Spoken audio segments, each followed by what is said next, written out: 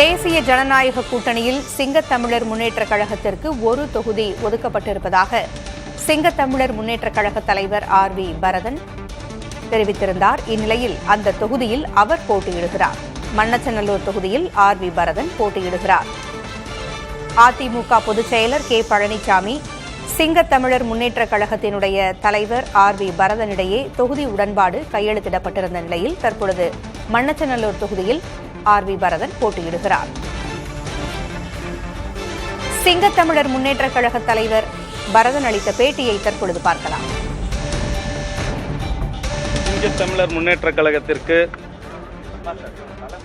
இன்று மண்ணச்சநல்லூர் சட்டமன்ற தொகுதி ஒதுக்கப்பட்டு மாண்புமிகு பொதுச் செயலாளர் எடப்பாடியார் அவர்களும் சிங்கத்தமிழர் முன்னேற்றக் கழகத்தினுடைய தலைவர் என்கின்ற முறையிலே இன்று தொகுதி உடன்பாடு கையெழுத்திடப்பட்டு இன்று உங்களுக்கு முன் இந்த தொகுதி உடன்பாட்டை சமர்ப்பிக்கிறோம்.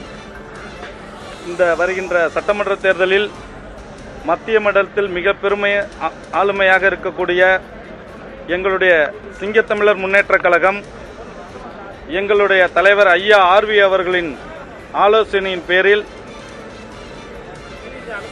இந்த சட்டமன்ற தேர்தலிலே எங்களுடன் பயணிக்கக்கூடிய அனைத்து கூட்டணி கட்சிகளுக்கும் அனைத்து தொகுதிகளிலும் பெரும்பான்மையான வாக்குகள் வித்தியாசத்தில் வெற்றி பெறுவதற்கு சிங்கத்தமிழர் முன்னேற்றக் கழகத்தினுடைய நிர்வாகிகள் அனைவரும் அயராது பாடுபடுவார்கள்.